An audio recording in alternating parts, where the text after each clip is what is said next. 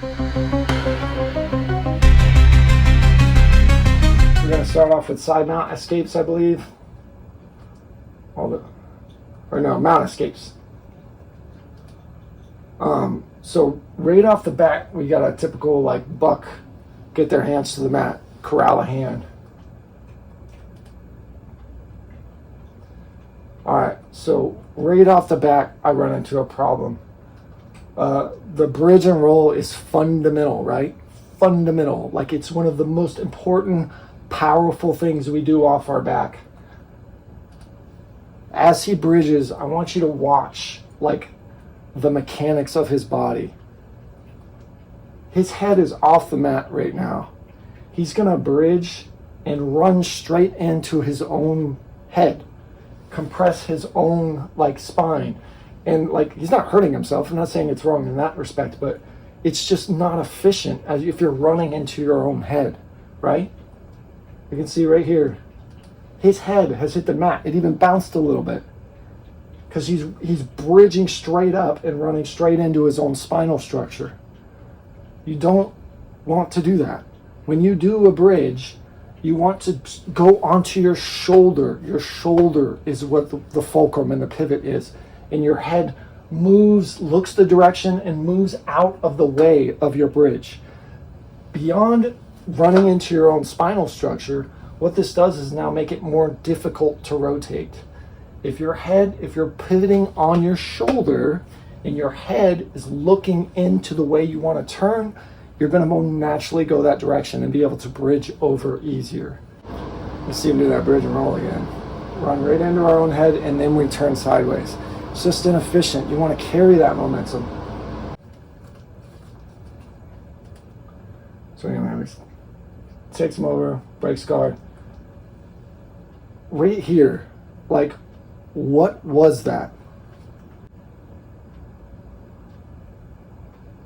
When we break the guard, we split it.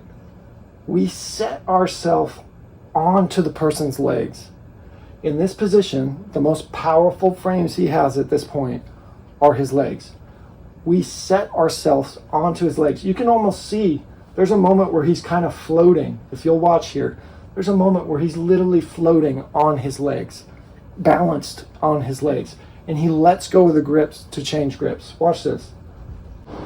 Anyway, here's what I'm talking about. We get up, we break the guard, all looks good. We're controlling the one hand so he can't grab at our legs. Great. We hop onto his legs. Look, we're literally almost floating on his legs. He can dump us. Like, that's not good. Now, I'm not naive to think that when we do these demonstrations, we're trying to be nice to our partners. I understand that. But this knee should be on the mat and the foot on the mat. If you want to be nice to your partner, put your knee on the mat. And then you can lift your foot a little bit, take a little bit of that staple pressure off. Okay. But this, like where we're literally floating in his legs, like as we jump through them to pierce the guard, no. The piercing of this guard, as we drive through it, it needs to be done after we make a connection. We're going to go to the underhook right now. We should have found that underhook first, and then that's where our knee is kind of set halfway through, and then we use our knee wedge once we have an upper body connection to pierce through the guard. But doing this like floating on the legs thing and then switching grips while we're doing it, no bueno, no bueno. And we talked about how he goes to the underhook. Look at how he goes to the underhook. There's nothing this underhook does. It does nothing. Watch this.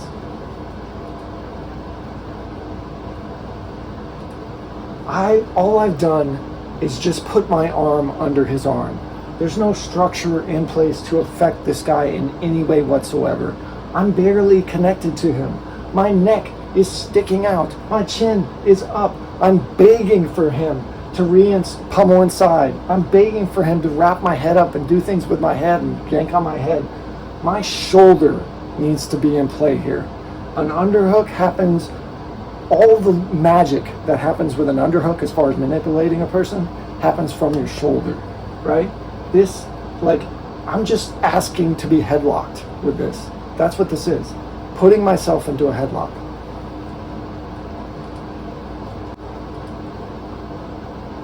Alright. You take the underhook. Again, that underhook, you gotta have your shoulder. When you grab the far side underhook, if your shoulder's not in play, you don't have an underhook. You want to go to something else. Thumb post, just frame on their hips, something else. Anyway, we see him sit up. He's sitting up into kind of an arm bar here. Fine, we're windshielding in. If we were going for an arm bar, this would make sense for us to windshield our foot all the way in against his, underneath his shoulder here. That makes sense for going back for an arm bar. But we're actually not falling back for an arm bar here. The technique is to go north-south, make ourselves parallel to him. And we have no post on this side. And his strongest bridge, because of the configuration of his arm, is towards that side. We have no post. We are going to get rolled, and our choke that we're trying to set in is going to be completely ineffective. No post, nothing. If he bridges, we're going over. Look at it, he floats on him. That bridge is coming. You're going to get flipped.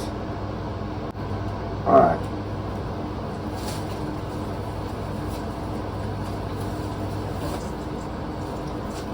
Alright, mount Ashi, like just,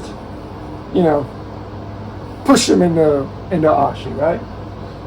But hey, that does work. That does work. This motion, this mechanic of the human body and pushing, when we have our elbows close to our body and we drive, it's powerful. It's a powerful motion, and we're seeing that demonstrated here. So I'm actually okay with this. We'll look at it one more time.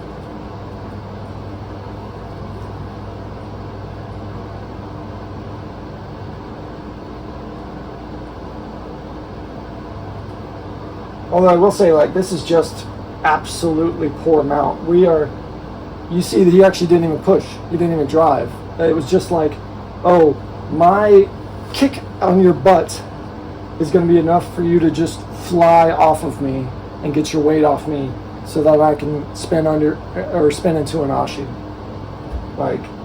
Okay, never mind. That's pretty poor technique. What are you trying to show me? That if you boot somebody in the butt really hard, they're going to fly off you?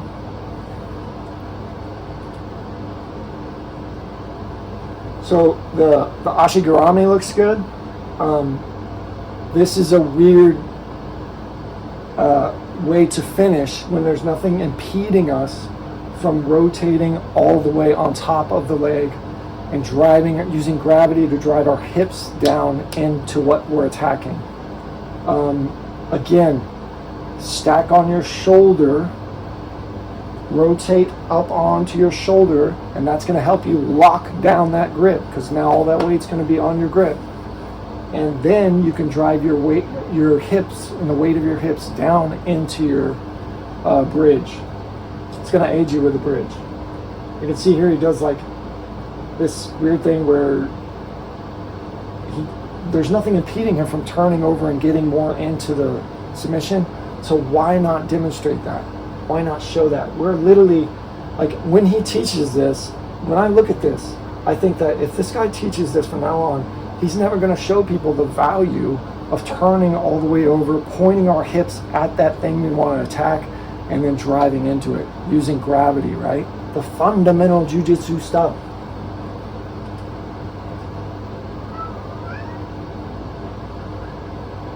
Even the extension, even the bridge, there's he's staring down into it. Again, I know he's probably taking it easy on his partner, but then you loosen the grip a little bit and you still show the fundamental structures, right?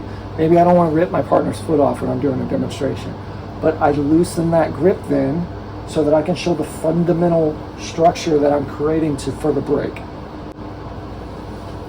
So this technique is to put your arm over their leg while they're just postured on you, weight on you. Are we at least, I think the foot from behind is knocking them forward, so there's at least that, right? There's this Kazushi and off balancing before I expose my arm to danger. Yeah, he's kicking them forward as usual. But now, okay, this is a great example. What's keeping this guy's hands on the mat as I completely expose my arm to come around his hip to grab his leg and foot? What? What's doing it? What's stopping that? The answer is nothing. Like, this technique can exist if you just keep one of your legs behind him and driving him that way to keep his hands on the mat. Then this all makes sense. But if you're not doing that, it shuts all of this down. This is way too much exposure to go for an escape. You're just putting yourself in danger. We're asking for too many movements of ours while there's no movement from them.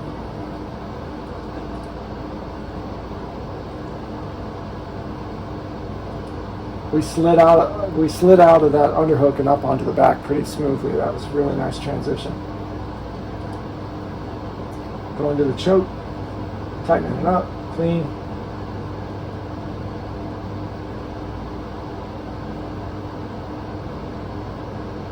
I like it. You might feel like what's preventing the guy from rolling. Once you set this frame in on this side of his head and there's all that pressure that way, he's kind of got nowhere to roll. That isn't into the choke more. Like, if in order to roll into this choke and escape it, he's got to get this shoulder to the mat. And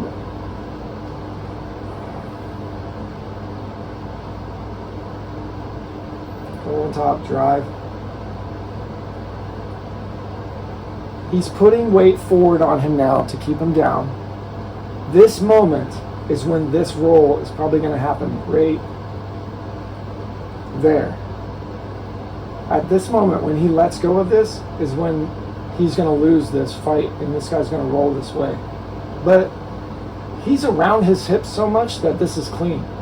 Like, he can't roll because he's enveloped his hips to prevent the roll. So this is clean. I like it. I like it. Good stack. He's got good post position. If he does try to roll now, he's got all these posts in front of him. That's a clean finish. So this one is just, we're elbows inside and we're just kind of bumping him up and just moving into our elbow getting under his guard, right? We're going to like a deep half or like a single leg, more of a deep half type finish or escape. He's scooting the hips along the mat while he envelops the leg. Looks pretty good. I'd still like to see something in his demonstration that really sells pushing the guy forward and trying to keep him on his hands. Otherwise, he's going to sit back and engage you with his hands and give you all kinds of trouble. Like, this is a real underhook threat here. There's a lot of exposure here for him to get an underhook. There needs to be something in your demonstration that shows you understand that threat and you're addressing it.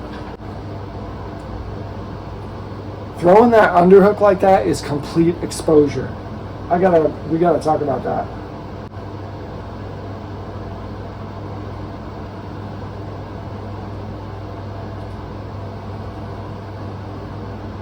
Do you see it? Do you see how exposed that arm is?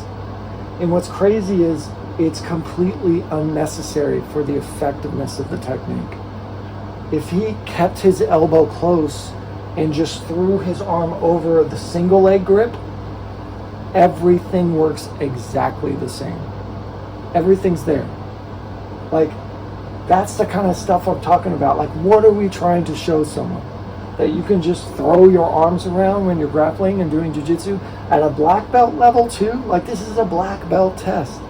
This kind of exposure shouldn't exist in demonstrations of technique.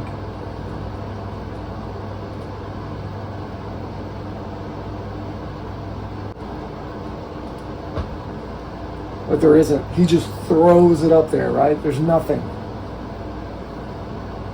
This is fun. We take a leg grip and we already, as we're moving into top position, are starting to create a knee bar pressure. So that's cool. Moving on to the next. There's going to be a lot of just shit talking.